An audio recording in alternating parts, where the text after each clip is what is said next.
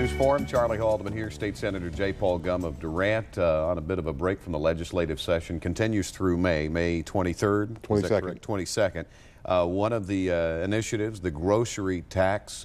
Oklahoma has one on groceries. You bet. Not a lot of states do they? We're in the minority of states that do tax groceries. And there is an initiative, an effort to do away with that, but it is not exactly gone that way. Speaking of window dressing, right. that's what it is. Okay. There were a number of proposals out there, including mine, to do away with the entire grocery tax and then reimburse cities and counties for the tax revenue that they might lose. That wasn't giving a hearing in the Finance Committee.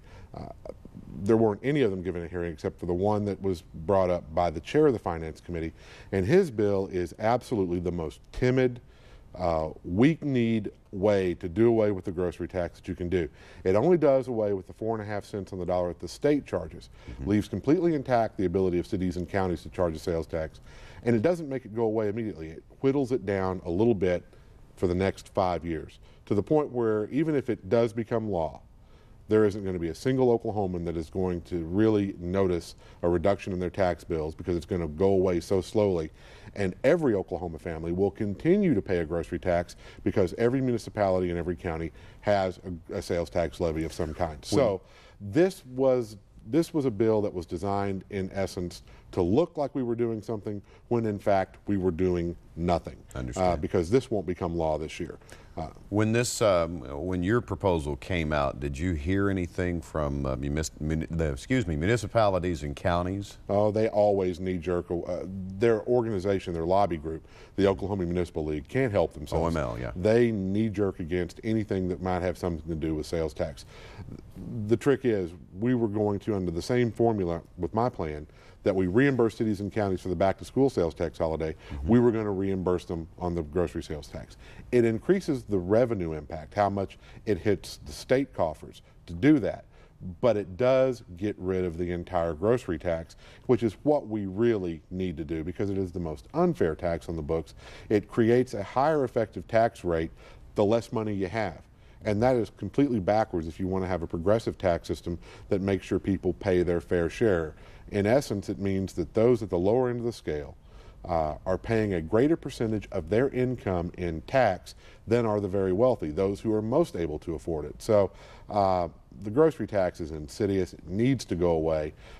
This was a difficult year going in. We knew that because our budget numbers are so poor in the state of Oklahoma, but compared to a lot of other states, we're sitting really pretty. About $900 million is what we have less than we had last year to spend. So this probably wasn't the year that it was going to happen, but you've got to keep banging away at that wall or it never is going to fall. And that's why I continue to talk about it. And at every opportunity I have, talk about how we have to get rid of the state sales tax on groceries and reimburse cities and counties, because if you don't, it will find a way to fall through the cracks. And that's what we had to do to get the back-to-school sales tax holiday enacted a couple of years ago. It was proposed in good years and bad, and we kept banging away at that wall till it finally cracked. This wall will crack. It's not going to be this year.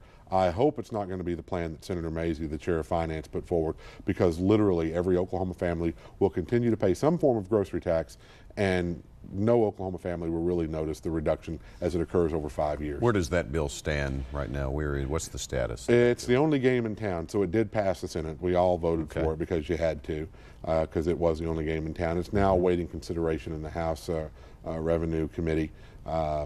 Probably will pass on through without the title, which is a parliamentary move we use to ensure that it goes to a conference committee for the end of session.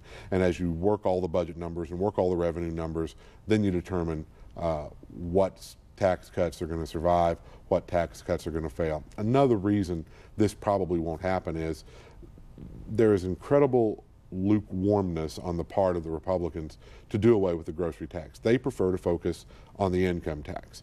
The only problem with that, in a vacuum and by itself, getting rid of the income tax or lowering that rate is a good thing to do. But it doesn't help those at the lower end of the scale nearly as much as it helps those at the higher end of the scale. So here we have two competing tax plans. One makes taxes more fair across the spectrum of income. One is grossly skewed to benefit the wealthiest among us. and they compete with one another. And the way the Republicans have been doing it, they focused on that income tax that helps the wealthy, and that's their primary focus. If there's going to be a tax cut that comes out of this legislature with the Republicans in control of both the Senate and the House, it's going to be the income tax cut. The grocery tax cut has zero chance under this particular leadership, as long as they think they've got a shot at reducing the income tax. Do you see the income tax cut proposal actually making it all the way to the governor's desk? Well, Speaker Benj, who has been supportive of tax cuts in the past, said, I believe last week, that any tax cut is an extreme long shot this year because our revenue numbers are so dismal. What are your revenue numbers, the state's revenues? Last year we spent about $7.2 billion. This year we'll have about $6.3 to spend because we're suffering to some degree some of the economic downturn that's hit the rest of the nation. I mean, you can't help it. Our economies are interconnected, but we're not suffering nearly as badly as some other states. California, for instance, they have $42 billion shortfall. On the amount of their shortfall, we could run Oklahoma for 6 years at last year's revenue rate. So comparatively speaking, Oklahoma is in good shape. My district is in really great shape comparatively of all the Senate districts that are out there. All 5 of the counties I represent have grown since the census was taken in 2000. And you've got Durant sitting over there. It's one of the fastest growing communities in all of Oklahoma, including the metro areas. So we're doing very well. We're continuing to keep our economy strong. And that didn't happen by accident. That's because we've worked really hard on economic development incentives to encourage businesses to come to Oklahoma, specifically rural Oklahoma. And one of the things we're working on this year is a bill to tweak the quality jobs to give us another tool to go after some higher paying jobs, even in rural Oklahoma. And I've been working with Senator Mazie on that. That's one of those areas in which he and I have some very strong agreement that we have to continue to bring jobs and opportunity to Oklahoma. When you go to Oklahoma City and you're at the Capitol and you have these bills, these initiatives that you get behind, some of them very passionate about, and you run into opposition and arguments happen. I don't know, some people say it's nothing personal, it's just business. How do you handle that, especially with some people that you've known for 20 and 25 years?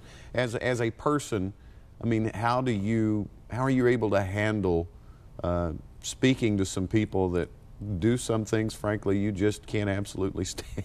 Well, it's really gotten personal to some degree with the autism, because I know that there are guys over there on the other side who want to vote their conscience, but for whatever reason haven't shown the backbone to do so.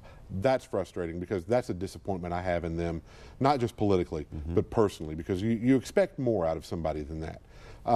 But it isn't personal. I mean, we come together in that Capitol. There's 48 of us in the Senate, 101 of us in the House. We represent 3.5 million people from different backgrounds, different ethnicities, different viewpoints, some rural, some urban.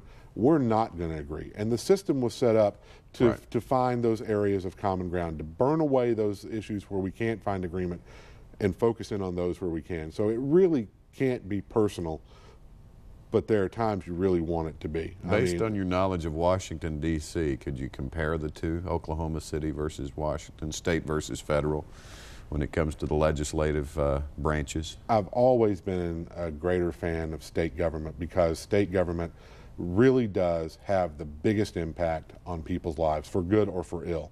And that's where the rub comes. That's what you're fighting for, to make sure that the impact is positive. And so from that standpoint, I think we have a more efficient way of government, obviously, because instead of 300 million people, we're only trying to find agreement among 3.5 million people that we represent. So, and there's just so many people in Washington from so many diverse areas. It is a very cumbersome system out there. I prefer state government in general, because you can make a bigger difference. All right, Jay Paul Gumm, State Senator from Durant. We'll continue in just a minute. First News Forum.